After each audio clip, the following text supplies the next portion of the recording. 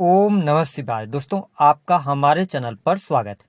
आज के इस वीडियो में हम आपको जानकारी देने वाले हैं सूर्य के राशि परिवर्तन के प्रभाव के बारे में। सूर्यदेव 12 फरवरी 2025 को मकर राशि से निकलकर कुंभ राशि में प्रवेश करेंगे और 14 मार्च 2025 तक कुंभ राशि में ही गोचर करेंगे। तो आइए जानते हैं सूर्य के गोचर का कर्क राशि वालों पर क्या प्रभाव पड़ने वाला है, और साथ ही बताएंगे कि इस महाशिवरात्रि पर आपको कौन सा उपाय करना है जिससे आपको भोलेनाथ की कृपा प्राप्त हो।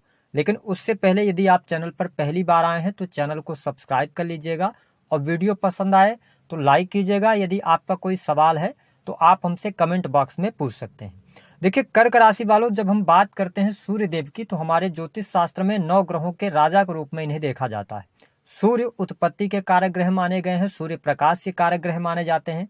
सूर्य आत्मा, पिता, मान सम्मान, सरकारी क्षेत्र, राजनीतिक क्षेत्र, पद, प्रतिष्ठा, यश, कीर्ति, इन सभी क्षेत्रों का इनको कारकत्व प्राप्त है। वही जब इसके विपरीत हम शनि की बात करते हैं तो शनि को अंधकार कहा गया है। शनि कर्म प्रधान ग्रह माने जाते हैं, कर्म के अनुसार व्यक्ति को फल प्रदान करते हैं। शनि को दुख, कष्ट, पीड़ा, कंस्ट्रक्शन लाइन, ऑयल इंडस्ट्री, चमड़ा उद्योग है ना, और इसके साथ ही बीमारी, इन सभी चीजों का इनको कारकत्व प्राप्त है। तो जब शनि और सूर्य की युति आपके अष्टम भाव में हो रही है तो निस्संदेह कुछ क्षेत्रों में आपको अप्रत्याशित लाभ देखने को मिलेगा, तो वही कुछ क्षेत्रों में आपको सावधानी भी रखने की आवश्यकता रहेगी।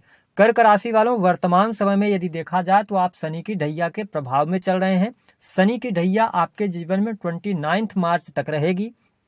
उससे पहले का यह जो समय है थोड़ा सा आपको संयमित होकर चलने की आवश्यकता रहेगी, क्योंकि देखिए शूर्य शनि जब अष्टम भाव में आए हैं तो आपको अपने स्वास्थ्य के प्रति सबसे ज्यादा सचेत रहने की आवश्यकता रहेगी। क्योंकि सूर्य जो है और शनि ये आपस में पिता पुत्र हैं, लेकिन नैसर्गिक तौर पे एक दूसरे के ये विपरीत है, इनका स्वभाव विपरीत है, एक दूसरे के शत्रु माने जाते हैं। और अष्टम भाव जो होता है यह चोट चपेट दुर्घटना का होता है। तो मैं आपको डरा नहीं रहा हूं, सिर्फ सलाह यह रहेगी कि उतरती हुई ढैया है, लास्ट स्टेज में ढैया चल रही है, तो आप वाहन चलाएं तो धीमी गति में चलाएं, अपने स्वास्थ्य का ध्यान रखें तो आपके लिए ज्यादा बेटर रहेगा। क्योंकि आपके जो राशि के स्वामी है ना वो चंद्रमा बनते हैं और 2 से ढाई दिनों में आप अपना राशि परिवर्तन कर जाते हैं। ऐसी स्थिति में यह जो 1 महीना रहेगा, इस 1 महीने में आपको अपने स्वास्थ्य के प्रति सचेत रहना होगा। अब देखिए शूर्य किन चीजों के कारक माने जाते हैं, हड्डियों के कारक माने जाते हैं। तो जो लोग अगर देखा जाए तो मिड एज क्रॉस कर चुके हैं उनको हड्डियों की तकलीफ, ज्वाइंट पेन हो सकता है।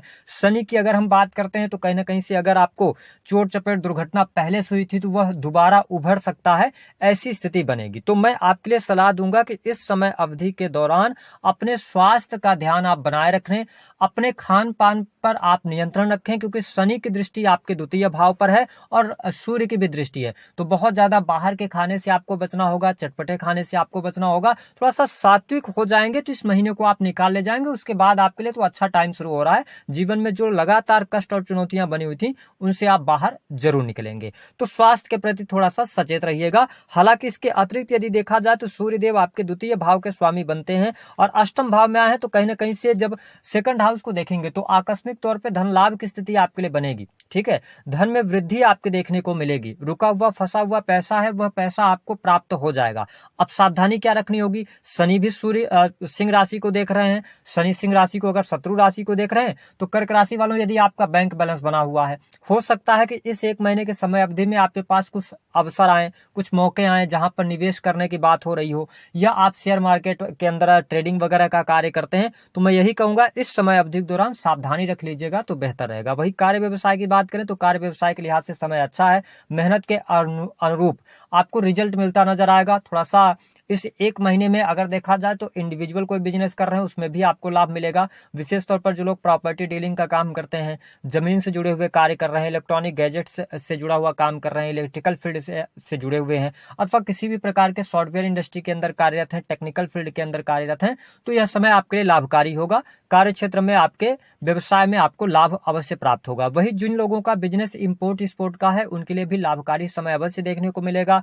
बिजनेस से आपके लाभ हो रहा है और साथ ही आप देख पाएंगे कि इस समय अवधि के दौरान आपके एफर्ट्स, जो आप एफर्ट्स डालेंगे, जो पिछले लगभग 2.5 वर्षों से जो रिजल्ट्स आपको नहीं मिल पा रहे थे, उन रिजल्ट्स के मिलने का भी यह समय आ चुका है। तो कहीं ना कहीं से आपको लाभ मिलेगा। छोटे भाई बहनों से आपके का संबंध अच्छा होगा। साथ ही जो लोग sales, media, marketing, creative field से जुड़ा हुआ कार्य कर रहे हैं, उनके लिए भी परिस्थितियां बहुत ही शानदार बनी हुई है। साथ ही अगर देखा जाए तो इस समय अवधि के दौरान आपकी छोटी यात्रा होगी। धर्म कर्म के प्रति यदि आप रुचि रखते हैं तो आपको बेहतर लाभ प्राप्त होता नजर आएगा। वही जब हम दाम्पत्य जीवन की बात करते हैं तो देखिए, वैवाहिक जीवन के लिहाज से यह समय आपके लिए पहले की अपेक्षा अच्छा होने जा रहा है। जीवन साथी का सहयोग और सपोर्ट आपको जरूर मिलेगा।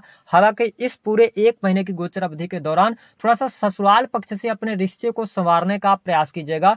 ससुराल के इंटरफेरेंस के कारण थोड़ा बहुत पति पत्नी में लड़ाई झगड़े, वाद विवाद की स्थितियां बन सकती हैं, लेकिन कोई बहुत बड़ी विकट परिस्थिति नहीं बनेगी। हाँ, अब कर्क राशि वालों, यदि आपके जीवन साथी की उम्र है तो उनके हेल्थ को लेकर जरूर सावधानी रखनी होगी। इसके अतिरिक्त अगर देखा जाए तो संतान की स्थिति बेहतर दिखाई दे रही है। साथ ही भाग्य का सहयोग आपको मिलता हुआ नजर आ रहा है। भाग्य आपका साथ देगा, और भाग्य तभी आपका साथ देगा जब आप अपने गुरुजनों का सम्मान करेंगे, पिता का सम्मान करेंगे, धर्म से जुड़े रहेंगे, तो भाग्य भरपूर तरीके से आपका साथ देता नजर आ रहा है। साथ ही मैंने आपको बताया कि प्रेम संबंध के मामलों के लिए यह समय बहुत ही शानदार रहेगा। प्रेम संबंधों में अनुकूलता देखने को मिलेगी। प्रेमी अथवा प्रेमिका के साथ में आप क्वालिटी टाइम स्पेंड करने जा रहे हैं। साथ ही अगर देखा जाए तो यह समय विवाह के अवसर लेकर आने वाला है। जिन लोगों के विवाह से संबंधित बात नहीं बन पा रही थी, उनके लिए विवाह से संबंधित बात बनती हुई नजर आ रही है। नौकरी पेशा लोगों के लिए अच्छा समय रहेगा। देखिए, यहाँ पर अगर आपके मन में भय चल रहा है कि आपकी नौकरी छूट जाएगी, कोई दिक्कत, कोई परेशानी आएगी, तो ऐसी स्थिति नहीं है। थोड़ा सा भय अंतर मन में आपके रहेगा, लेकिन अब परिस्थितियां आपके लिए बेहतर होती नजर आएंगी। कार्य क्षेत्र में सफलता मिलेगी, नौकरी में आपको सफलता मिलेगी। हाँ, थोड़ा सा ये प्रॉब्लम आपके कार्य क्षेत्र में जरूर रहेगी कि लोग पीठ पीछे आपको नुकसान पहुंचाने का कार्य करेंगे, आपके पीठ पीछे षड्यंत्र करने का कार्य करेंगे। तो अपने जो सीक्रेट्स हैं उनको आपको रिवील नहीं करना है। अगर आप किसी भी प्रकार के बहुत बड़े निवेश की तरफ बढ़ना चाहते हैं, बहुत बड़ा इन्वेस्टमेंट करना चाहते हैं, पार्टनरशिप करना चाहते हैं, जीवन से जुड़ा हुआ कोई बहुत बड़ा निर्णय लेना चाहते हैं, इस समय अवधि के दौरान थोड़ा सा ठहराव के साथ में आगे बढ़ेंगे। आने वाला टाइम जो है 29 मार्च के बाद आपके लिए बहुत अच्छा शुरू हो रहा है। तो बस आपने इतना झेल लिया है, तो थोड़ा सा और वेट कीजिए और शांति के साथ में आगे बढ़िए। धन की स्थिति बेहतर यहाँ पर दिखाई दे रही है। गवर्नमेंट सेक्टर से जुड़े जातकों के लिए भी समय अच्छा है। अपने पद का दुरुपयोग नहीं कीजिएगा, बाकी चीजें आपके लिए अच्छी रहने वाली है।